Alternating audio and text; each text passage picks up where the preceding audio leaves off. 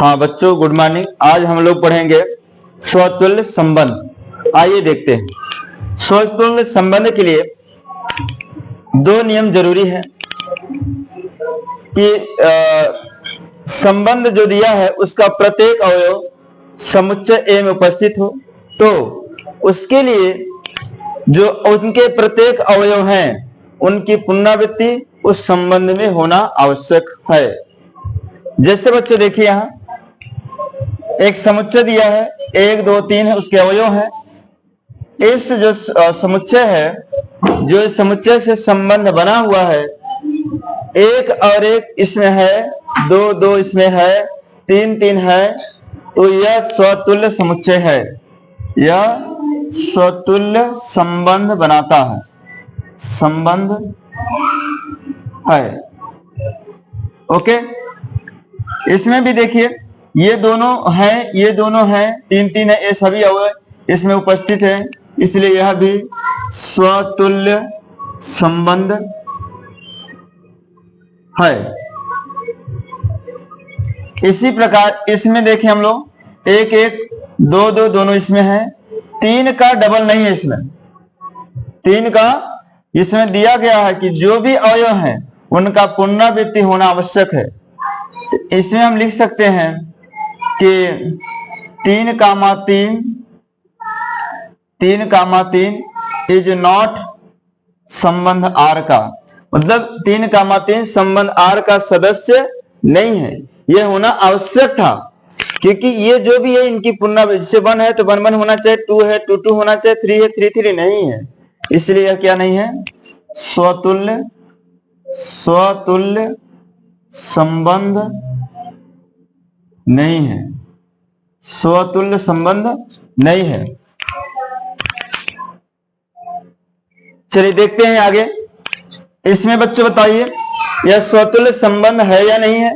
इसमें तो किसी का पुनरावृत्ति नहीं है, इसमें हम लिख देंगे, इसमें 1 कामा 1 इज नॉट अवयव आर का, और 2 कामा 2 भी नहीं है ना, और 3 कामा 3 भी नहीं है, तो ये क्या है, ये स्वतुल्य नहीं है, स्वतुल्य संबंध नहीं बनाता है।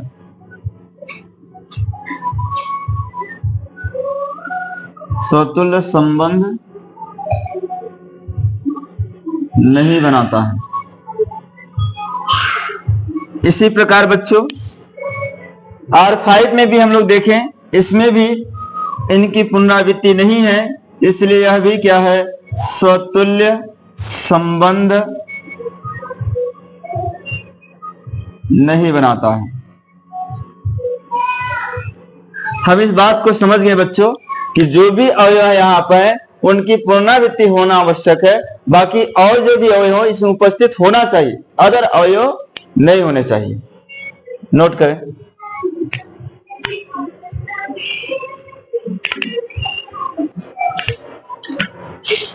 अब बच्चों सम्मिश्र संबंध समझेंगे हम लोग।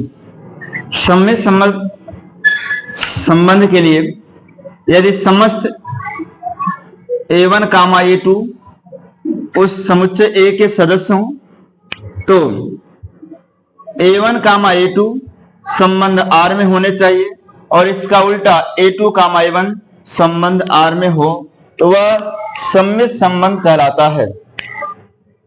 जैसे 1 1 1 2 2 और 3 3 ये स्वयं में सीधे भी हैं और उल्टे भी हैं, इसलिए क्या है, सममित संबंध बनाता है।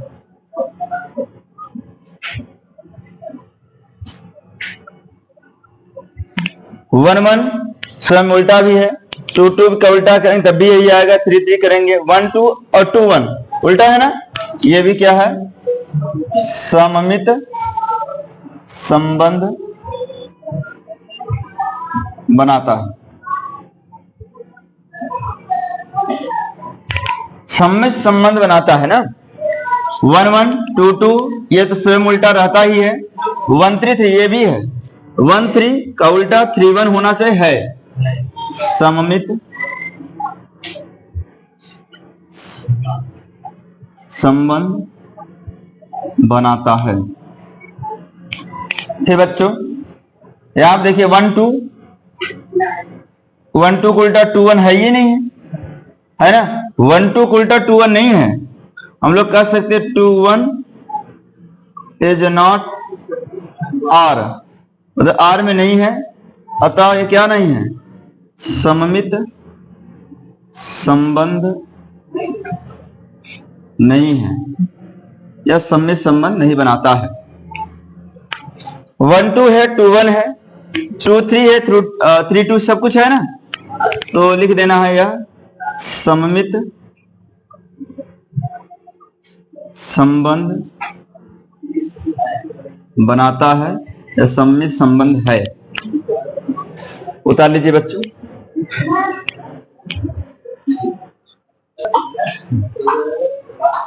आइए आज हम लोग संक्रामक संबंध समझते हैं।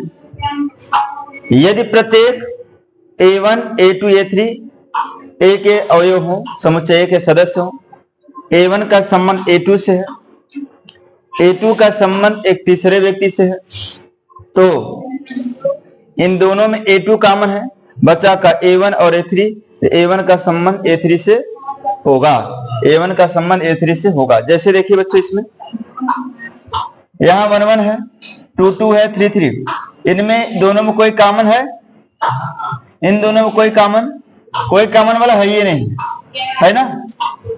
तो संक्रामक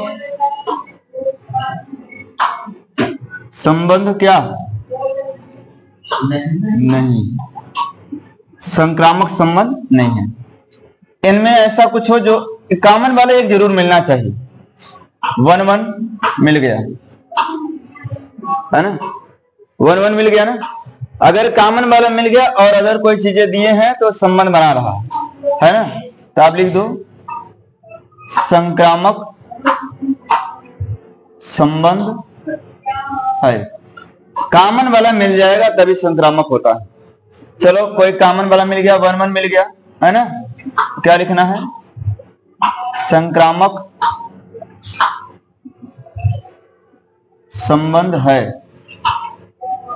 इन दोनों बच्चों कॉमन वाला 2 2 है, तो लिख दो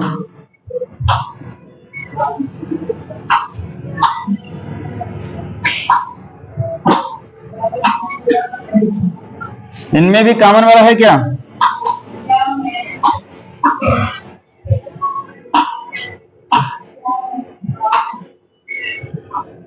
उतार लो बच्चों।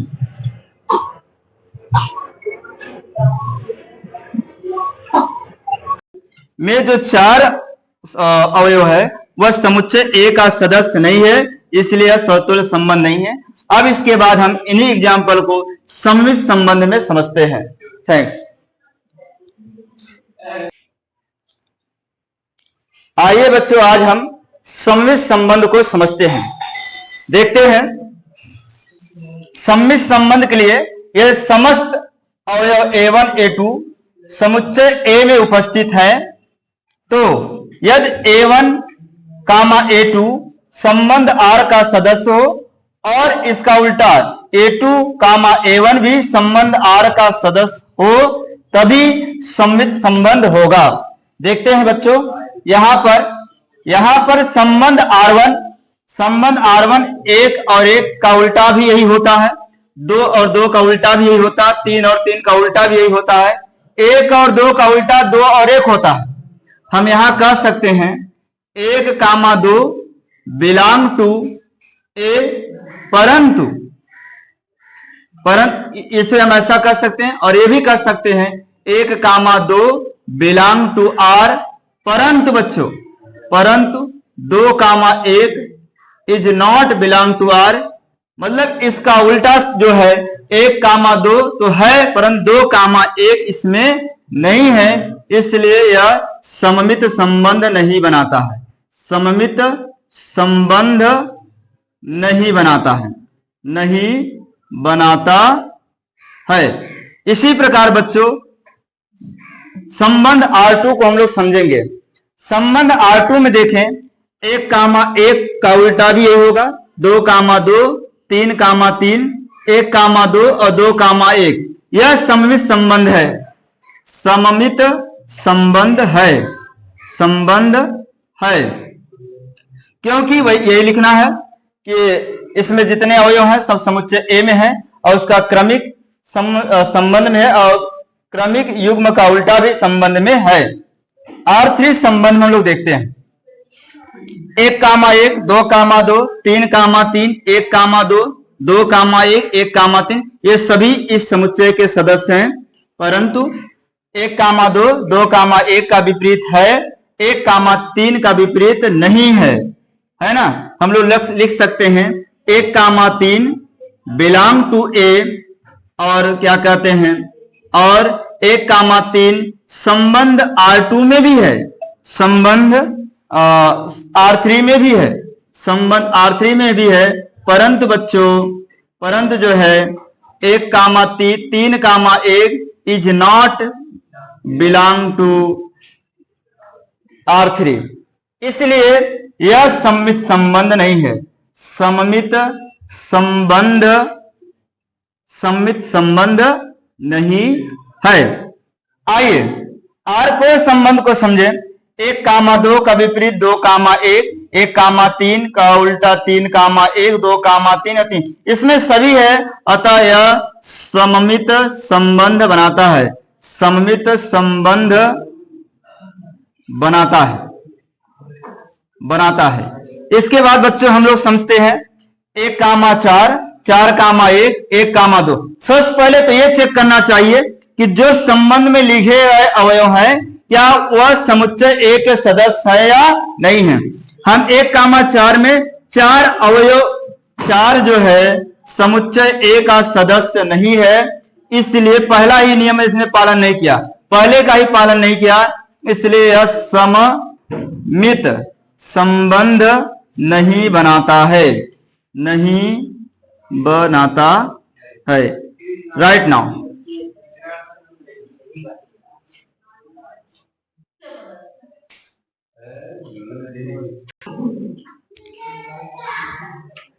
चलिए आज हम लोग जो है संक्रामक संबंध को संक्रामक तरीके से समझते हैं।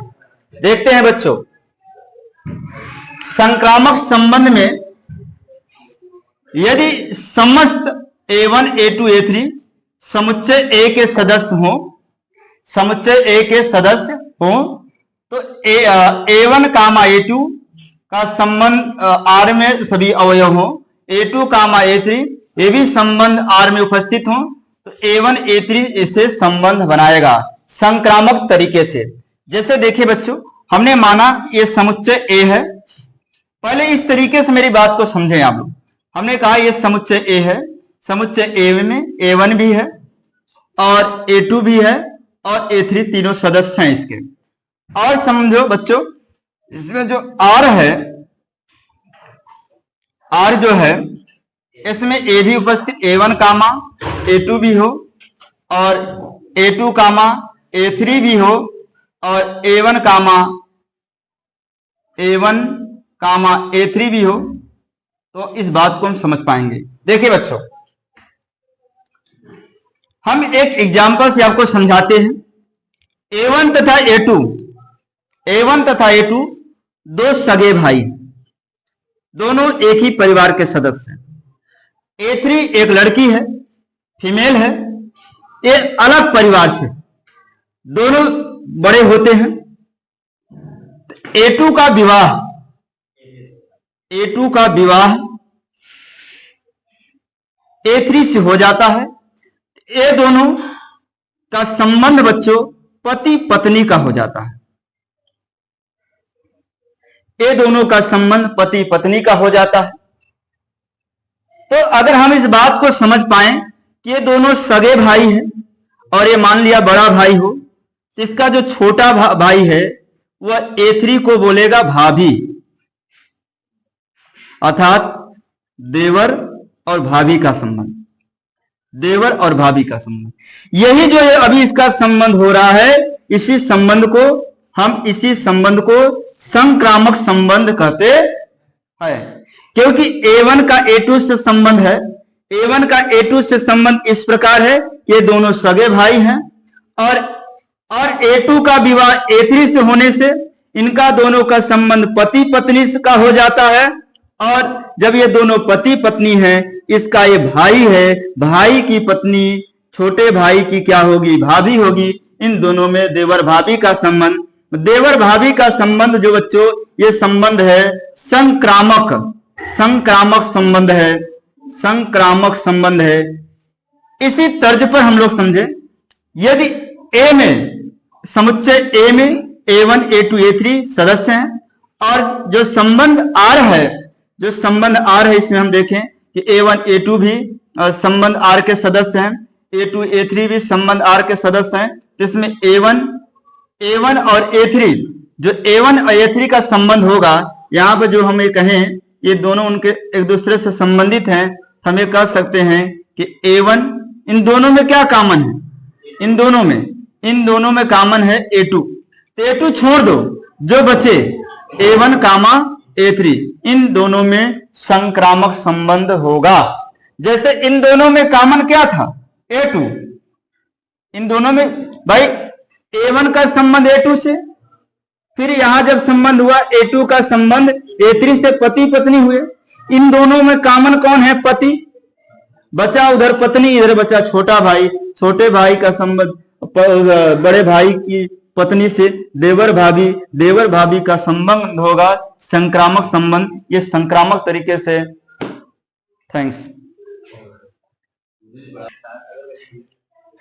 संक्रामक संबंध यदि किसी